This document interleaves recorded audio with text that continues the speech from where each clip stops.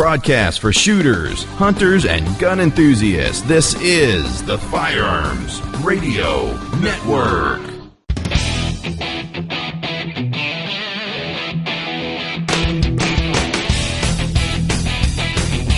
Welcome to episode 132 of Gun Guy Radio. This is a podcast that shines a positive light on the firearms lifestyle.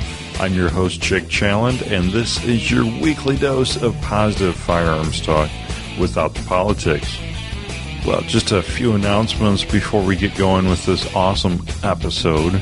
So attention, Chicagoland listeners, there's a bullpup shoot going on in Waterman, Illinois on September 27th. And there's going to be lots of cool stuff to shoot there, even some full auto machine guns and stuff that are probably not bullpups, but fun to shoot nonetheless.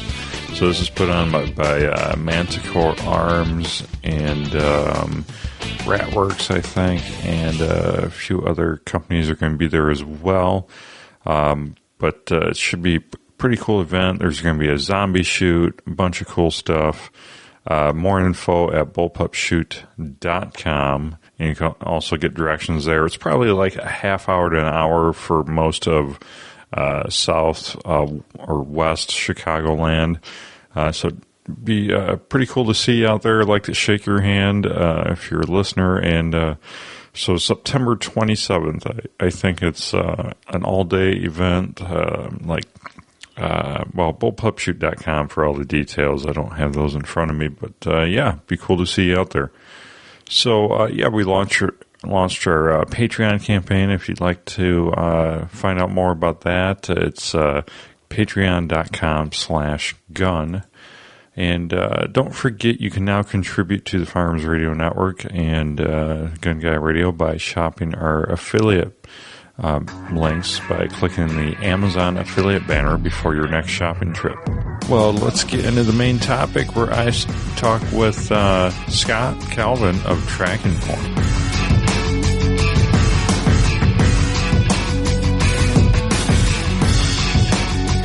Well, welcome back to the Gun Guy Radio main topic, and we're here with Scott Calvin of TrackingPoint. Hey, Scott.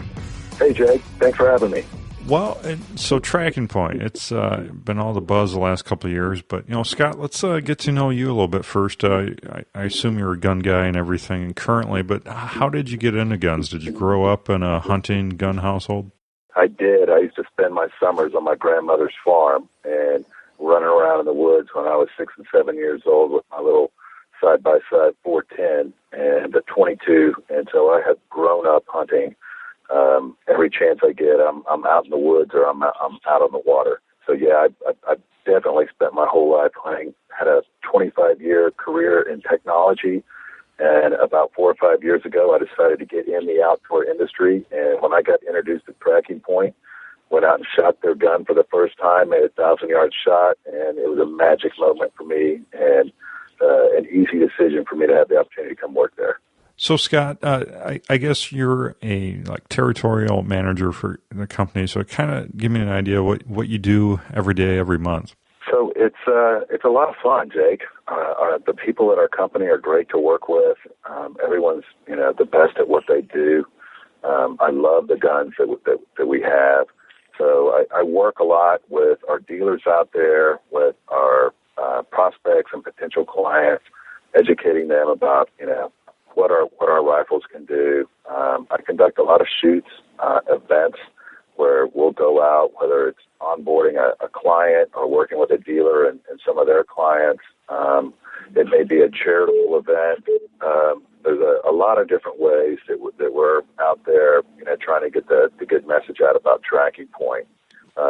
So obviously I sell rifles, and that's my primary job, but I also get to do some pretty cool stuff beside that. I've had the opportunity to do some really neat hunts with our guns. I had the opportunity to take a couple of veterans that had both been wounded by IEDs in Iraq severely on a hunt, and it was probably the most memorable weekend of my life. It was just a rewarding, inspirational experience, and one of the reasons we could go out and be successful on that hunt was the technology that's built into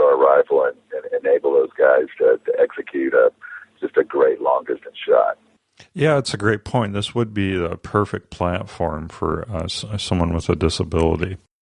Very much so. Very much so. I mean, we see it on the front end that younger people are very much inspired by our technology and curious, and some of them are starting to enter shooting sports that otherwise the closest they ever got to it was Call of Duty playing a game. I'm seeing it on the back end where some folks that are not ready to stop hunting or stop their shooting career, but perhaps they've gotten a little shaky and or just aren't as confident as they were that they can make ethical shots. And with our weapon, they get a good tag on it. They still have to have good skill set to execute that tag, but once they get their tag, they're going to be able to execute that shot and hit where they want it to. You guys describe your, scope accessory as a fighter jet precision in a firearm. So I guess for newbies, give them a basic rundown of what TrackingPoint is. So it's a precision guided firearm that we manufacture. We're actually an applied technology company making some of the coolest weapons in the world. So what we've done is take some of the best components out there in rifles and built from scratch a scope that can calculate a ballistic solution and enable folks to execute long-range shots and make first-shot hits. So there's actually just a ton going on in the scope. I'd love to tell you about it. Right. I saw a recent article about, I think it was mainly about your AR-15 platform, but about how it's Linux-driven. It is. It's Linux-driven. Inside our scope are 7 microprocessors, a weather station, a series of sensors that can go out and grab data from all the different variables that affect a bullet in flight. Over 20 different variables from incline, cant, temperature, barometric pressure, the curvature of the Earth, Coriolis effect, or the spin of the Earth, because on a long-range shot, the Earth's actually spinning underneath that bullet. And in order for us to make an accurate calculation and enable you to hit your targets, we've got to calculate for that. So I guess break it down for me. How does it actually do that? So instead of getting on your target and simply squeezing the trigger, making that forever decision, and sending that round down range, you're going to tag your target. There's a tag button located just in front of the trigger. And so you're going to select your impact point. The minute you press that button, it creates a ballistic solution. So an array of sensors goes out there, grabs all the data that affects a bullet in flight, like I said, over 20 different variables, and a blue reticle appears in your heads-up display. That's the monitor that you're looking at on your scope. And you simply take that blue reticle, you move it back up underneath to where your impact point that you selected is. You arm the rifle by squeezing and holding the trigger. The reticle turns red, and then you simply marry your reticle with your tag. And it's not going to release that firing pin until you're in just the right spot to hit your target. So even if you've got trigger pull, if you've got the shakes, or it's just a long-range shot and you pull on the trigger a little bit, it's not going to go off until you're in just the right spot. You're always in control of the gun. You can always release the trigger, disarm the gun, or if you don't like your tag, you can just clear it by pushing the tag button again. So do you have the trigger pulled down and then it's just waiting for you to hover back over the right spot on your target for it to go off? That's correct. Okay, and so the built-in safety is that if you pull your finger completely back off the trigger, it disengages. That's right. It's not hot anymore, so you disarm the weapon by letting go of the trigger again. So at what point do you actually pull back on the trigger after you tag it? Yeah, after you tag it, and that blue reticle appears on your heads-up display, and then that guides you back to where you have to pull that reticle back to your tag point, to the impact point that you've selected.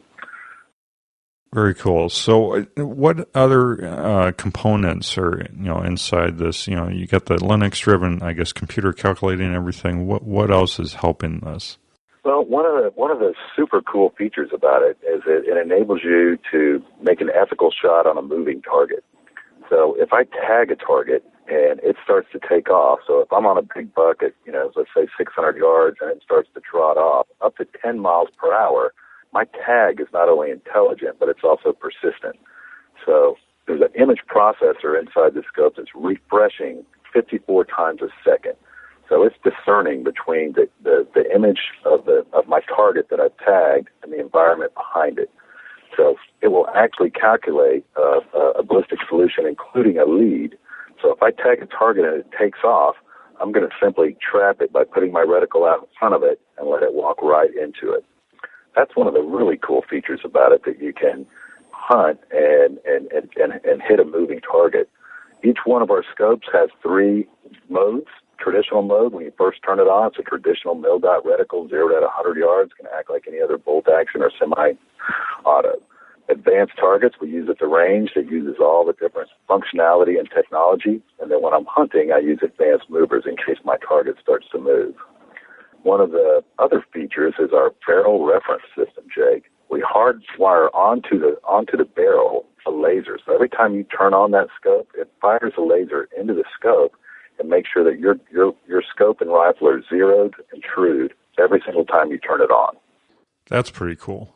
It's amazing. I mean, you think about all the money people spend on, flying and going on different hunting trips, and you get out, and the last thing you want to do is pull your gun out of your case, and it's loose on the gun.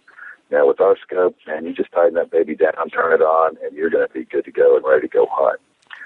But I think one of the features is probably the most advanced communication-wise that our clients really like, Jake, is the Wi-Fi server that's inside the scope. So it streams wirelessly to a smart device like an iPad or an iPhone. So if you and I were hunting, you could be on the gun, and I could see exactly what you're in the scope and be your spotter. So I can make sure that, if I'm mentoring somebody or if I'm hunting with a professional guide, I'm on the right animal, I've got a good impact point selected, it's going to be a safe shot. And then when you tag your target, it starts recording audio and video. So you can memorialize your shoot or your hunt. Now, I see in some of your promo videos and stuff that you also bring about the obvious possible law enforcement benefits to this. Have you actually had any agencies implement this yet? They haven't implemented it yet. We have worked very close with a lot of different LE organizations, and they've all really enjoyed shooting and getting to know what our systems are capable of. And we expect to have some of those opportunities happen in the very near future. It just takes a little time for them to, get the funds appropriated to make that. But we expect that to happen real soon. And, as a high technology company, Jake, there's a lot of things that we can do with our scope to assist LE. Obviously, the recording capabilities, the advanced communications, but there's other things. So, what they can think of, we can probably create it. Very cool. So tell me about the different, product offerings that you have. So when we first entered the marketplace, a little less than 2 years ago, after 3.5 years of research and development, when we wanted to make the biggest splash in the marketplace as we could, and that's why we started out with our 1000 series. It's our 1,000-yard, 1,200-yard gun. It comes in 2 different calibers, a .338 Lapua and a .300 Win Mag. Of course, the .338 is the one profiled out to 1,200 yards, and the .300 Win Mag out to 1,000. And they come in 2 different models. Our tactical model's on an Accuracy International chassis. It's more of a tactical look, a little heavier gun. It's super bench friendly and a lot of fun to shoot at the range. Although it's my preferred gun on many of the hunts I've used it for. And then we also have the Hunter model. It's a composite camo stock, the Macmillan A5 stock, and both the .300 and the .338 come in those 2 different models. Since then, we have introduced our 750 series. It's a 750-yard gun. It comes in a .300 Win Mag and a .308. It's a little lighter. It has the same scope with all the same capabilities and functionalities. It's just not quite as long a distance as far as the profile is concerned. But it's a beautiful hunting gun. A little bit lighter and certainly been real popular since we've had it out there in the marketplace. And then our 3rd series is our AR series, and those will be introduced in the marketplace here in the 4th quarter. We've been selling them now for a little less than a year and have quite a waiting list for for them. And those are going to be really exciting guns, a 5.56, a 300 Blackout, a 7.62, and then a 300 Win Mag.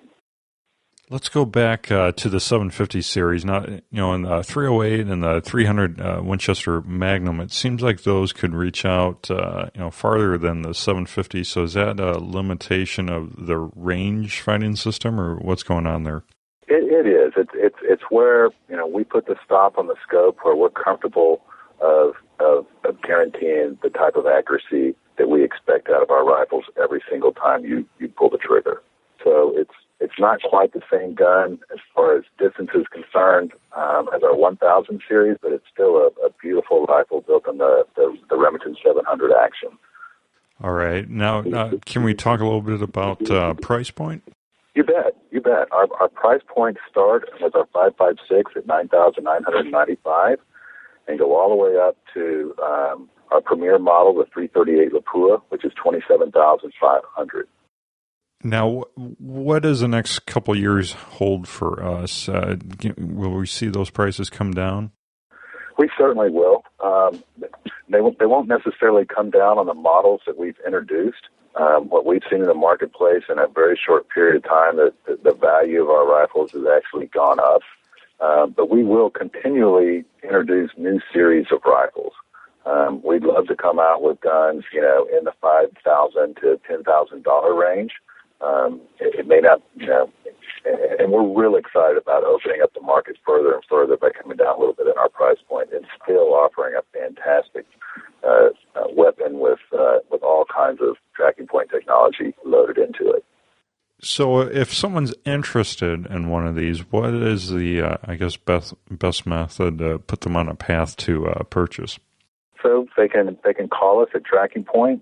They can go onto our website and log in, and right there on our front page, there's an application they fill out. One of our inside sales guys will get in contact with them right away, and then we can start finding out, what are their, how they like to shoot, where they like to hunt, what their preferences are, and start getting them matched up on the right rifle system that makes sense for them. Very cool. So what's in store for the future? It's really exciting, Jake. If you came to visit our offices and you walked in, you'd say, wow, this is a technology company. This looks like a software company in Silicon Valley. We have more engineers on our staff than all the other staff built together. We're definitely a think tank for forward-thinking technologies in the weapons industry. So I think the future just holds, there's no holds on what we can accomplish. So, if someone can think it, I'm confident our engineers can build it. So we're constantly looking for ways that we can improve the system that we have right now. We're studying other rifle systems out there that would make sense for us to include it with a rifle, with a tracking point scope and guided trigger. So, we're looking at putting out other series. We're looking at working closely with our military and law enforcement to get them advanced technology weapons that we build that are going to meet their needs. It's all about the mission and matching our technology and capabilities to it. Now, I had heard a rumor about your partnership with Remington on how that is kind of no longer going on. What can you tell me about that? I don't think that's the right way to describe it. We have, currently we're selling our 750 series are based on the Remington 700 Action, and we're real pleased with how those are selling, and they're real popular. They've got a price point at just over $12,000, which is considerably less than our 1000 series. We've got a huge part of the market that are enjoying them. So we're proud of working with Remington, and we're looking forward to partnering with them on future projects. Now, at one time, did you have a model that was offered at Cabela's and other chain stores like that, and is that still going on?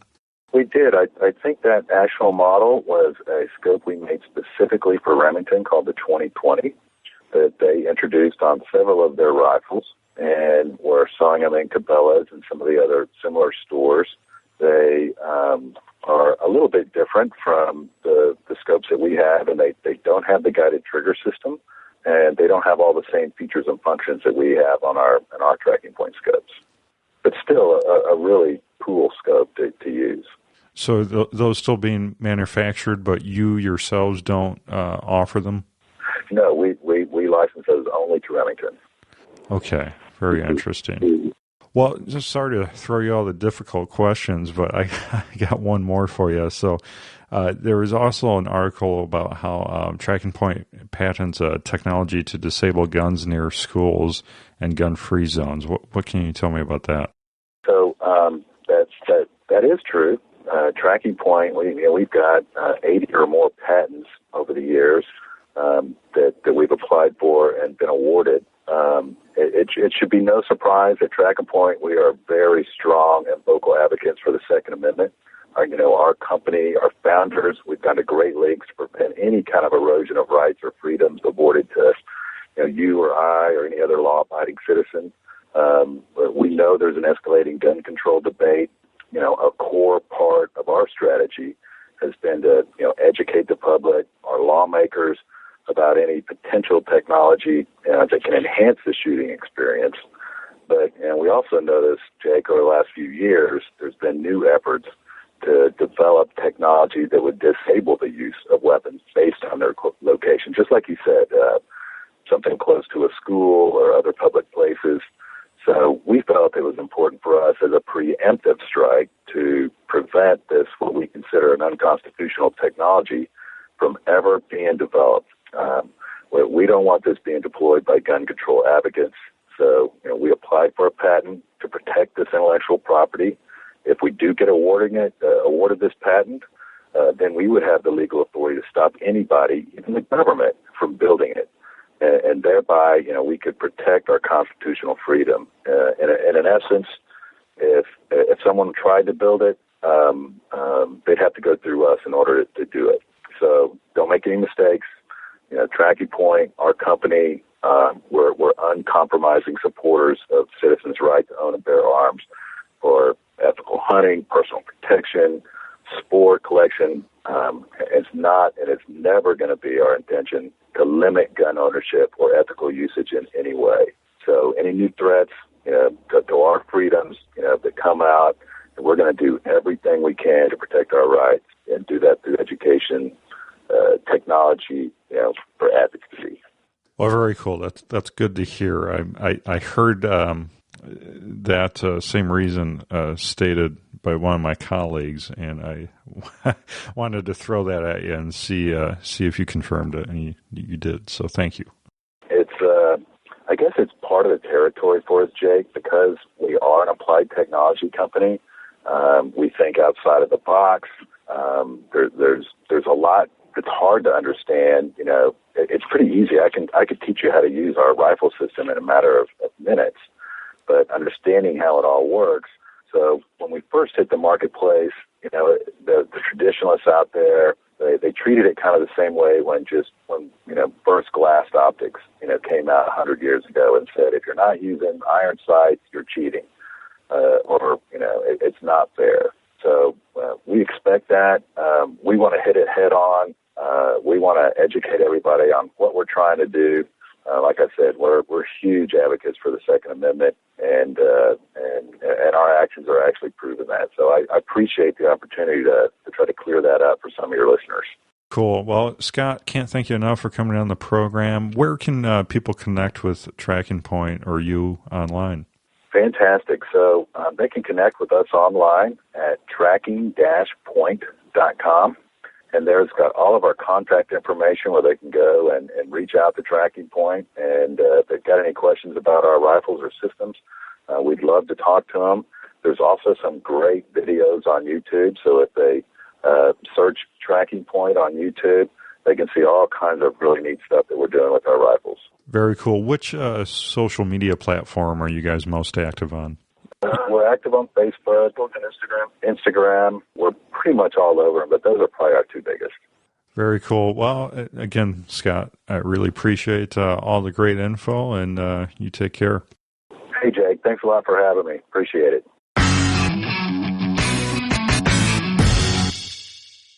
I've had some interviews that were just people that anti-gun people. Oh yeah. I had this lady from Tampa come out to a shoot and film us, and she started asking me all these tough questions, And when she got done, I said, "Well, don't you want to shoot the gun?" She goes, "No, I've never shot a gun." And I go, "Well, if you're going to write a story about us, don't you think you ought to just try it, to have a perspective of it?" Right. So I kind of guilted her into it, and she hit a target at 600 yards, and she looked up, and I actually filmed her shooting with her camera. She had the biggest grin on her face, Jake, and she was like, "Oh, my God, that was fun." She surprised herself, and she ended up writing a good article.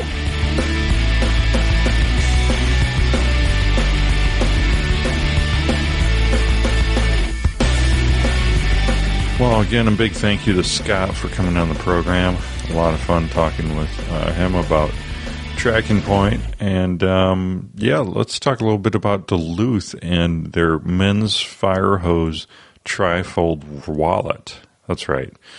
It's a wallet from Duluth Trading Company, and it's made out of their fire hose and also leather material. It's aged bark leather.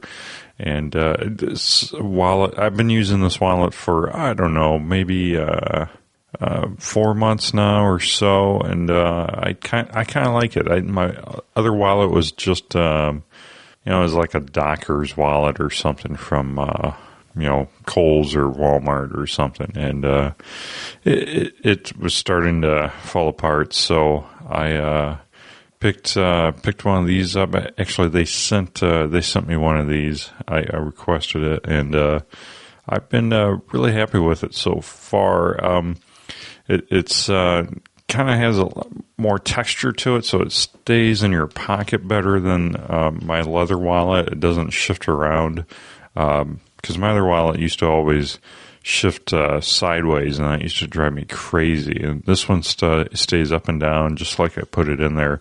For the most part, I can't remember it ever shifting on me because it has that fire hose material on the outside. But it's a great little wallet, so check it out. I got a direct link for you in the show notes, or you can go to gunyaradio.com/Duluth. Well, I put in a segment here about what I've been up to. If you've been wondering how that, I've had several people ask me about my Amazon business I talked about and how to do it and everything. And you know what? I'll actually put a link into the show notes here to that episode. It's actually an episode of the Smart Passive Income podcast with Pat Flynn, where I found out about the stuff I'm doing on Amazon. But I'm having a lot of fun with it. It's going great, and it's looking like it's really going to be something viable for to help me replace that dreaded day job. So a lot of weeks I've been working a lot on the Amazon side of things because it's pretty rapidly producing some positive results here. So been having a lot of fun with it, and I'll put that link in the show notes, and you guys can listen and hear about a little more about what I'm exactly doing there. So also looking ahead, kind of thinking ahead to 2014 and the future.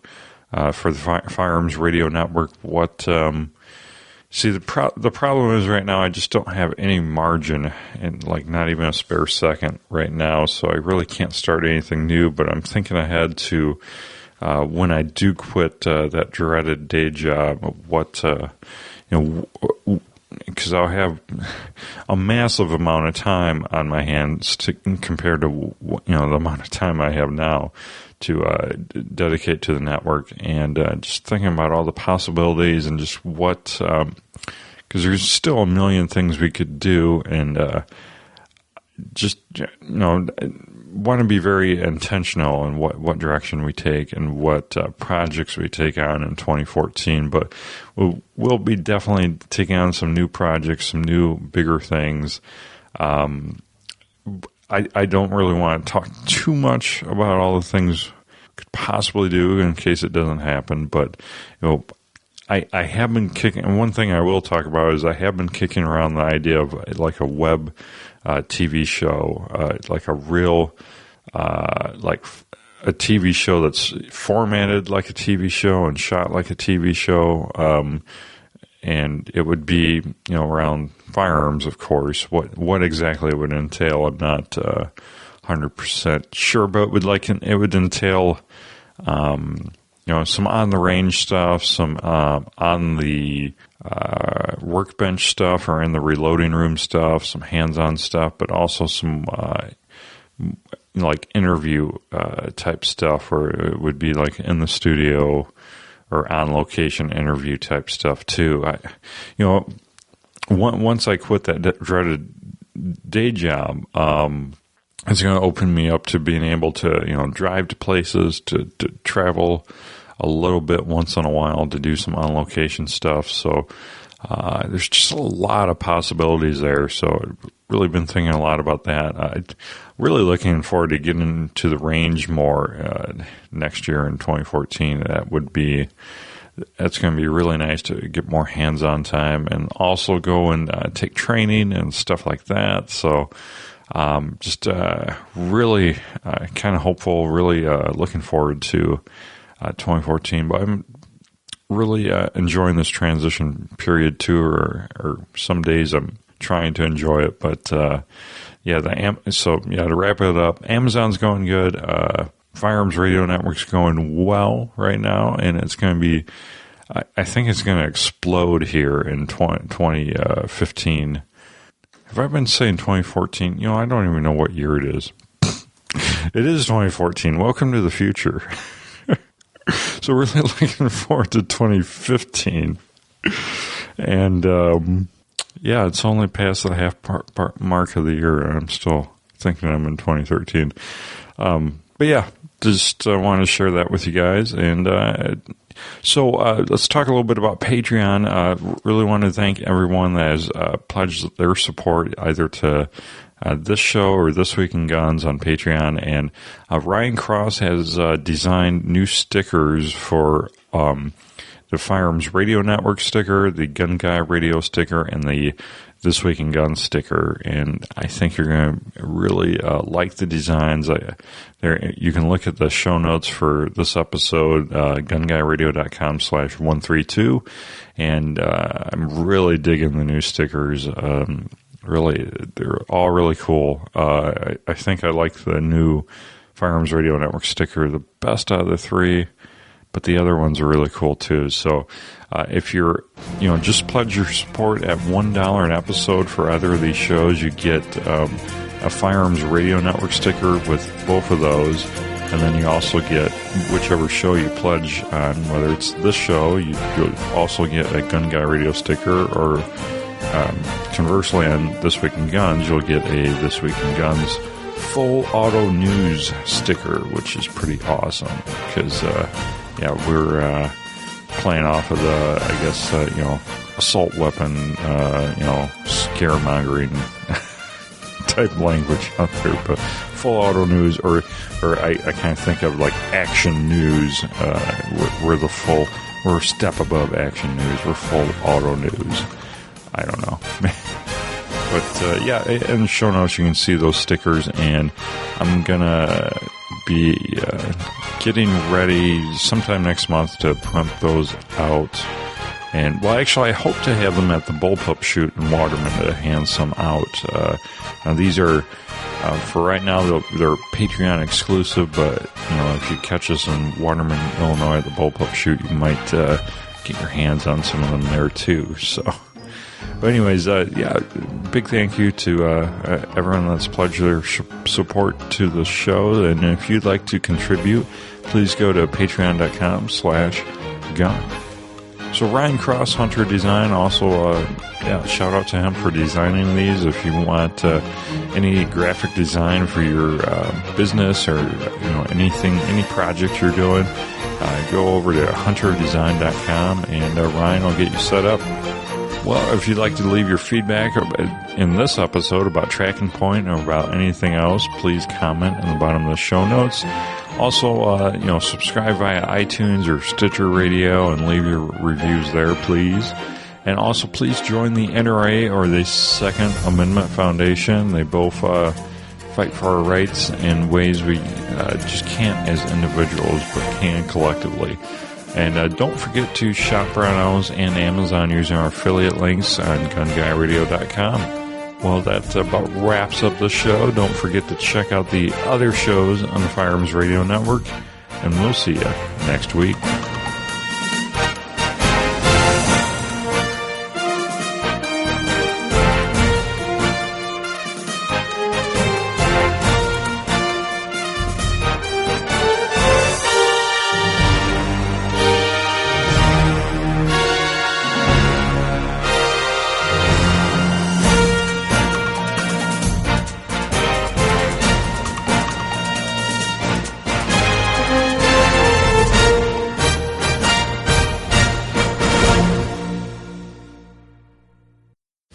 This has been a production of the Firearms Radio Network. You can find more information at firearmsradio.tv.